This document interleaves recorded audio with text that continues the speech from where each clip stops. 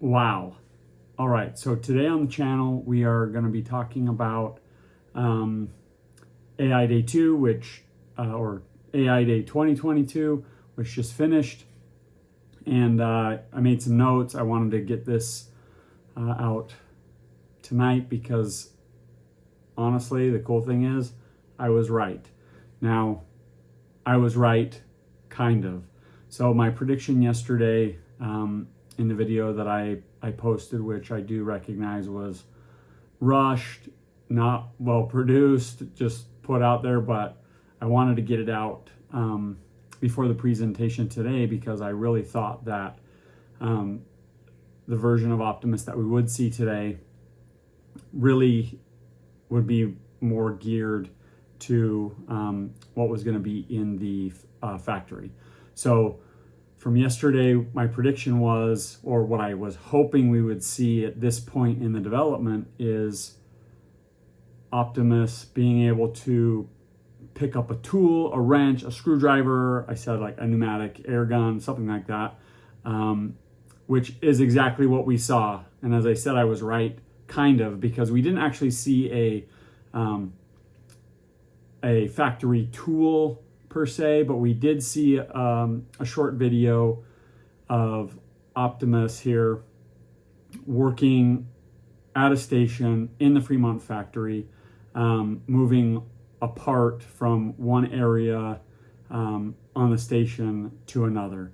There was also a short video where it showed Optimus picking up a watering can and watering some plants. So while that's not directly, exactly what I envisioned, it's right in line with what I expected, which was this bot really is to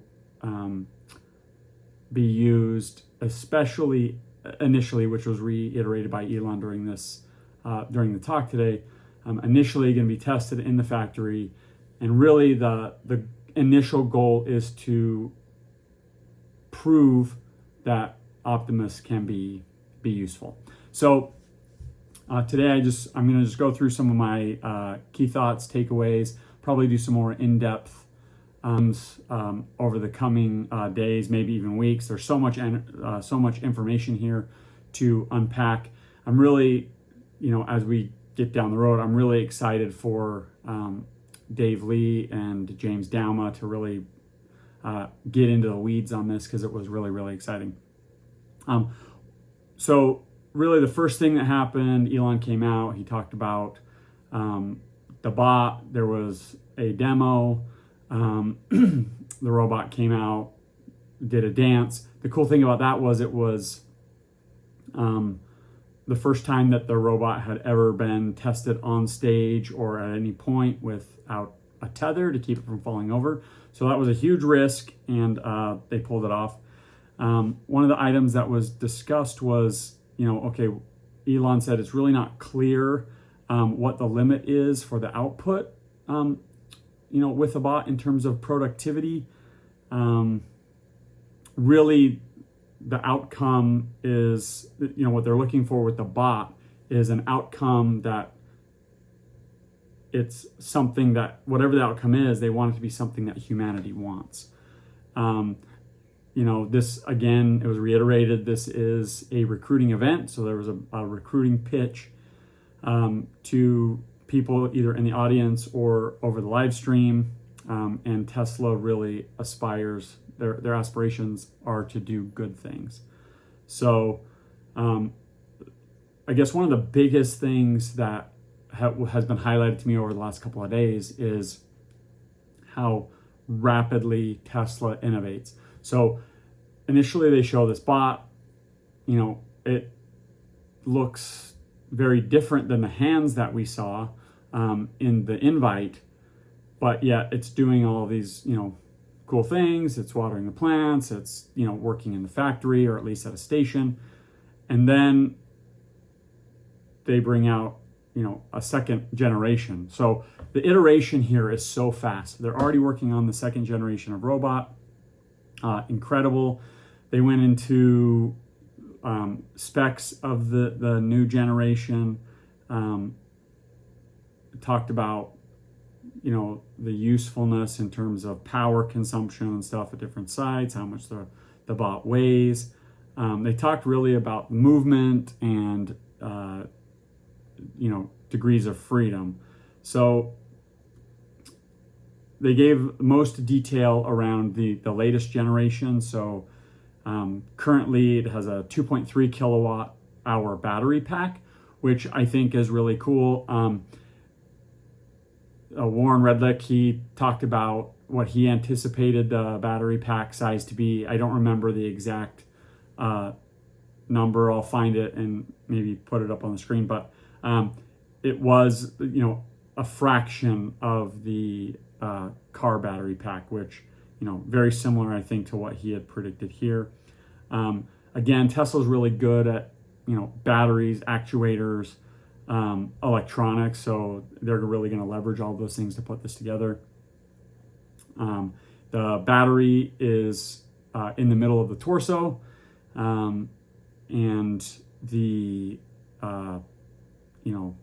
brains, if you will, the circuitry is not quite in the head, but right near there in the neck, or back of the skull, if you will. Then they went into some of the mechanics of the bot, which was, incredible. There's a lot to, I think, unpack there. We may get into that. How it mirrors and mimics human anatomy, and how they found that to be very helpful. There's, looks like 7 degrees of freedom, or actually, sorry, 11 degrees of freedom within the hand itself. The question was asked during the presentation and even after the presentation, but, during the presentation, they posed the question, why a human hand? And really the answer is it's very adaptable. The robot encounters something in the environment that it hasn't necessarily seen. That hand can adapt, and with 11 degrees of freedom, should be able to pick it up and manipulate whatever it is. They have a lot of sensors built in for proprioception that allows the robot to know where its hands are or its arms in space. Fingers are adaptive, and the hand and the fingers and such are able to carry like a 20-pound bag of tools, which, pretty cool. The software for the bot, they're going to be really using the same full self-driving hardware in the bot as they are in the cars. So they'll be using the same Occupancy Network, which they went into in detail as well. So using visual navigation and such, and they showed some video of the bot actually working through and moving in an environment within the factory, which was cool. In terms of walking, they talked about, some things that are needed, items that they need to solve. So they really need to focus on like an energy efficient gait, and like physical self-awareness. So these are some of the things that they really need to look at.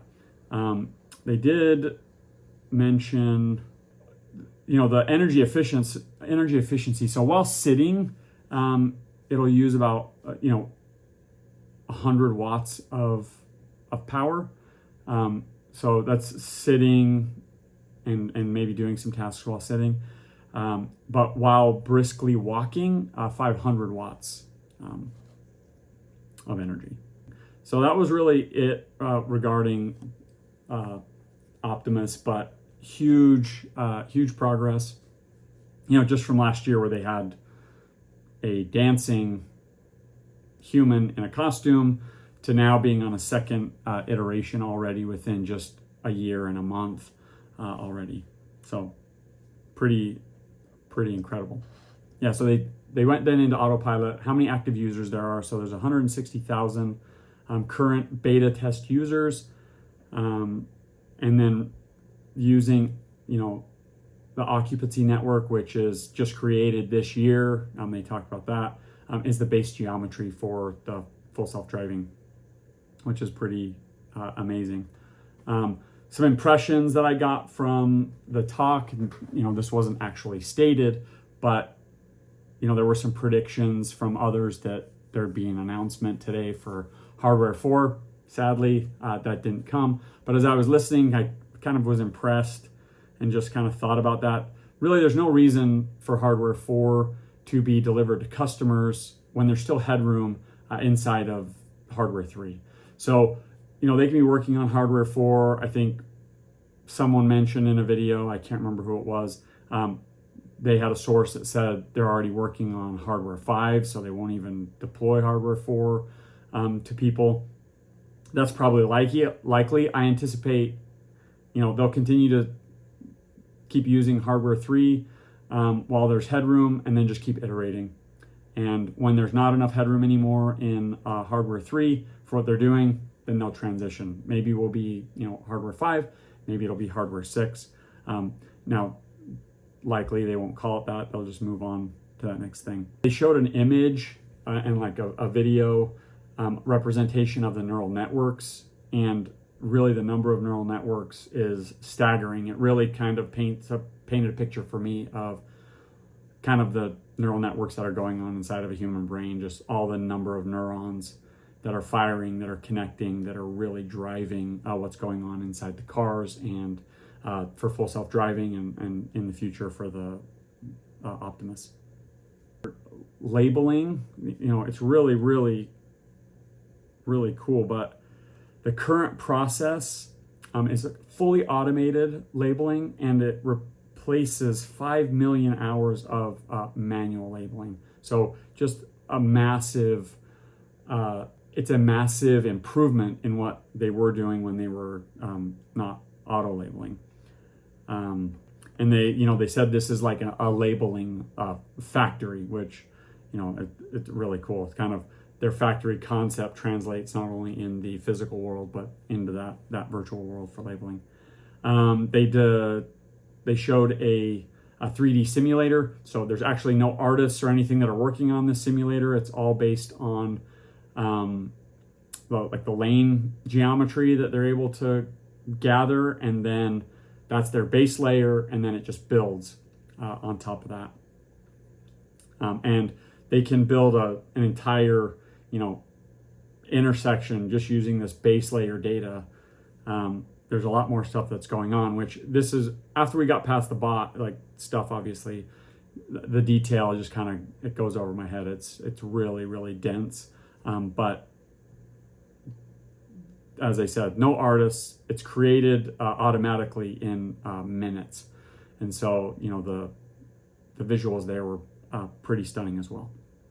After talking about autopilot, they went into Dojo. So Dojo, what we saw last year at AI Day was that first kind of, they had that one tile, and still really wasn't production ready, but they've continued to iterate, and now they have one cabinet, and the exopod is I think it's 7 cabinets, and they plan to have one exopod by quarter 1 2023, and then the plan in Palo Alto is to have 7 of those. So 7 exopods in Palo Alto, which was pretty crazy. And 4 of the towers, so there's 7 towers in one exopod. 4 of the towers replace 74 GPU clusters, which just insane. So after they finished talking about Dojo, they went into question and answers. I didn't take a lot of notes on Dojo. Again, I'm going to rely on people who are way smarter than me for that information. But super awesome, as I said, presentation on Dojo and where we're headed. Then they went into question and answers. Elon said that Tesla is arguably the leader in real world AI. There were some questions about the hands or just movements within TeslaBot regarding tendons. So why use tendons? They wear out over time. Can be some inherent problems. They're not very durable.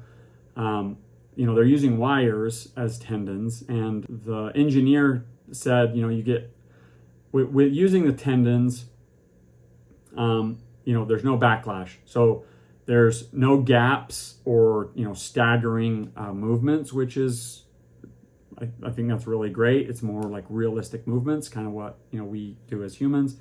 And then also they're spring loaded. So in a human hand, or, you've got opposing forces.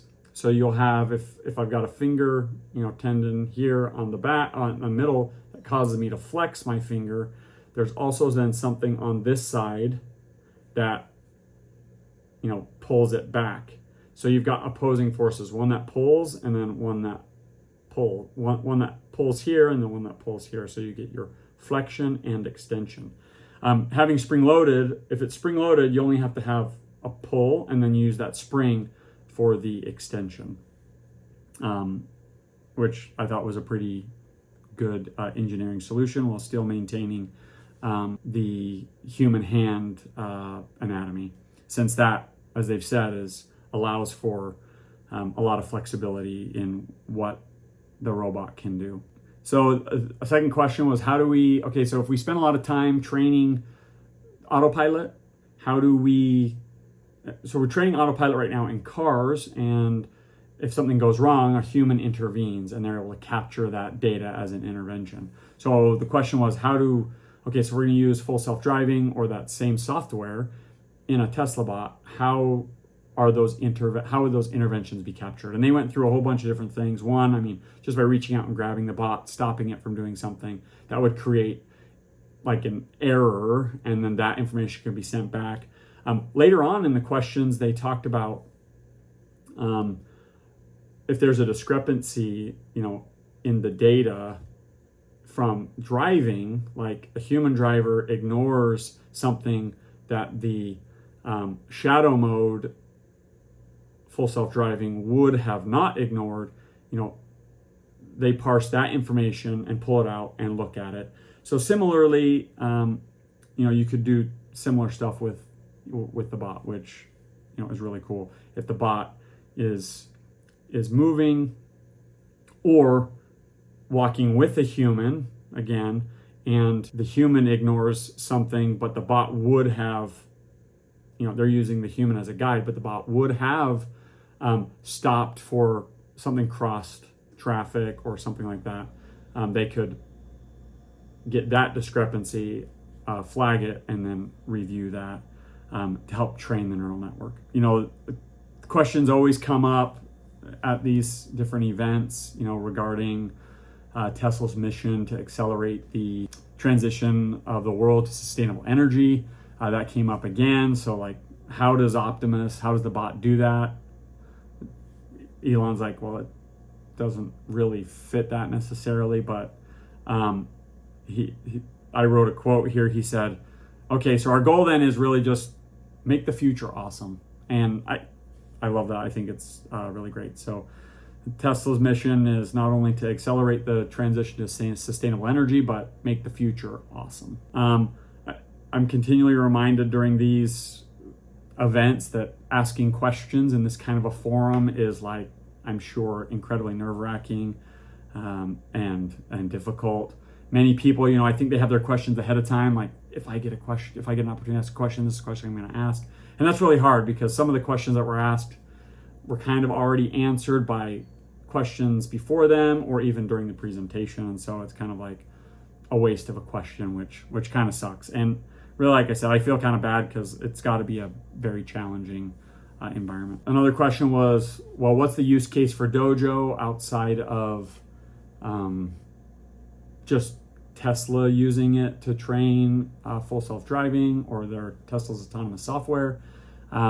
Could it be used for something else? Is there a business case? And the business case is similar to Amazon Web Services, is what Elon said. So good business case.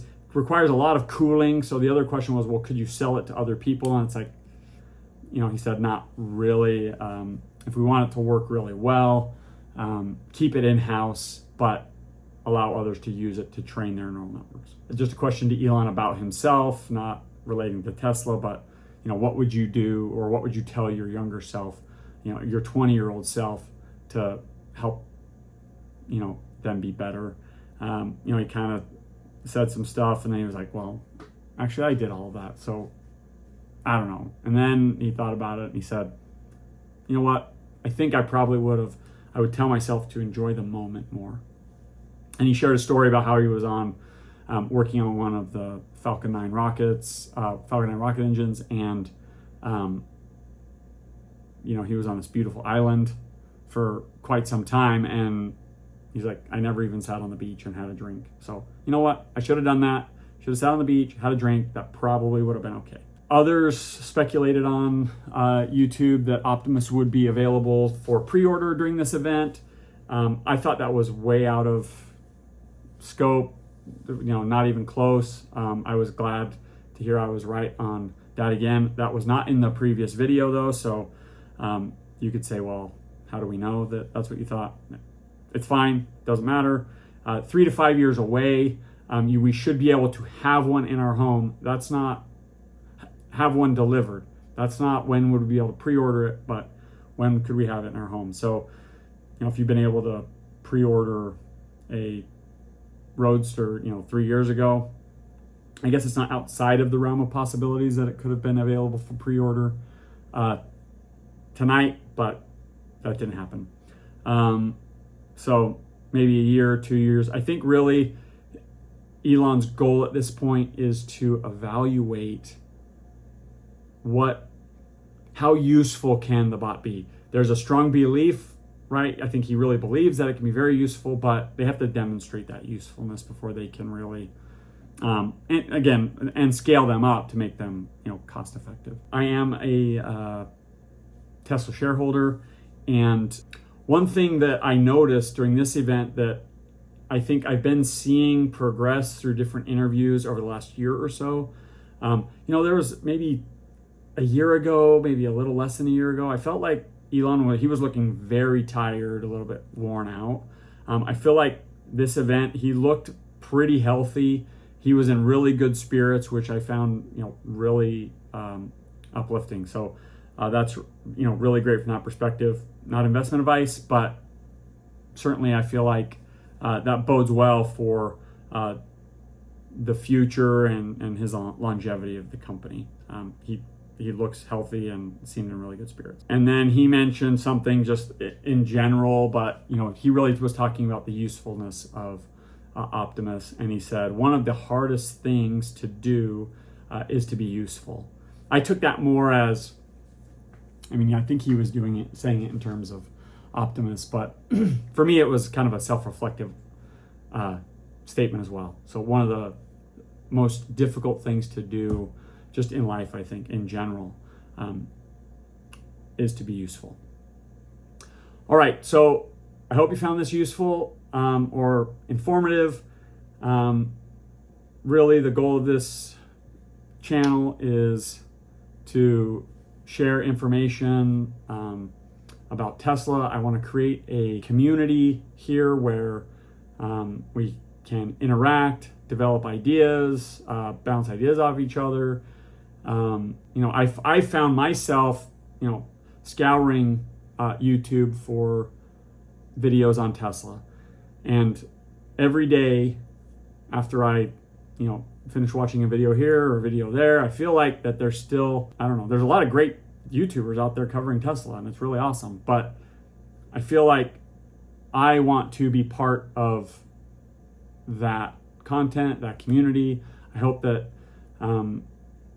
people will join me, be interested, contribute to the development of the community here. And I have a lot of ideas for future videos that I want to cover, a lot regarding FSD beta. I want to spend time with this community talking about really all things Tesla. We can get into more than just Tesla, autonomous driving, just really technology in general that is amazing, up and coming, artificial intelligence. All of this, I think, is going to have a profound impact on humanity, and I want to be a part of it. So hopefully, if you want to be part of it too, give me a follow, and please provide comments really to help me get better. So part of why I want to do this is it's part of my own self exploration. I want to develop myself as an individual, and I'm really passionate and love technology. I love Tesla, and so I want to develop myself as an individual. I think there's a lot of things regarding, video editing, speaking. I know this isn't necessarily in public, but presentation, organizing your thoughts, and presenting those to others, I think can provide a huge opportunity, not only for me, but I want to share information with others, and I want to grow with others. So